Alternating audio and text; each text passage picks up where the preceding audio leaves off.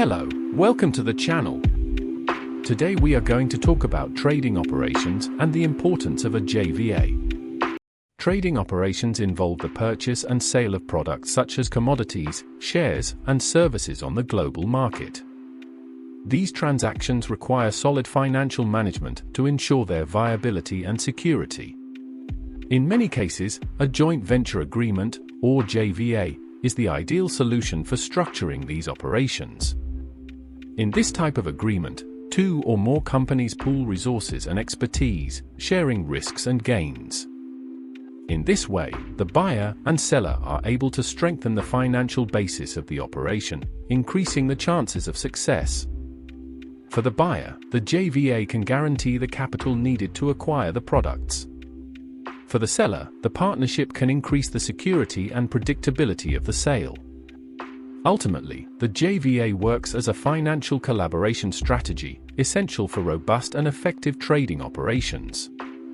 The client may be in the position of buyer, issuing, through a financial institution, a financial instrument to guarantee payment to the seller. The so-called trading operations are operations of purchase and sale of products.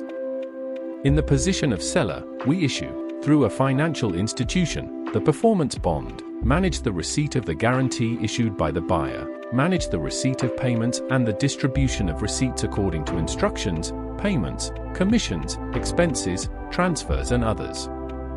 In the position of intermediary, trading company, we receive the guarantee issued by the buyer's bank, manage the performance bond, receive payment from the buyer, release the guarantee instrument now issued to the buyer's bank, issue the guarantee to the seller's bank, make the payments according to instructions, transfer the amounts to the seller, and settle the transaction.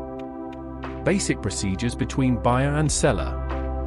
The buyer issues LOI, letter of intent, or ICPO, irrevocable purchase order, plus BCL, bank letter of financial capacity, plus RWA, credit verification authorization, plus NCNDA, confidentiality and integrity agreement, plus IMPFA, a partnership and commissioning agreement, plus copy of the buyer's and intermediary's passport.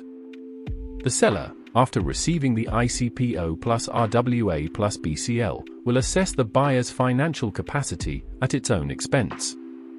If the buyer is approved, the seller will formalize the FCO, complete corporate offer, or the draft contract, and reserve the supply of the product in the schedule. After the contract is signed by the parties, the seller sends the invoice to the buyer to request the issuance of the LC, letter of credit. The seller issues the PBG 2% performance guarantee for the buyer's security.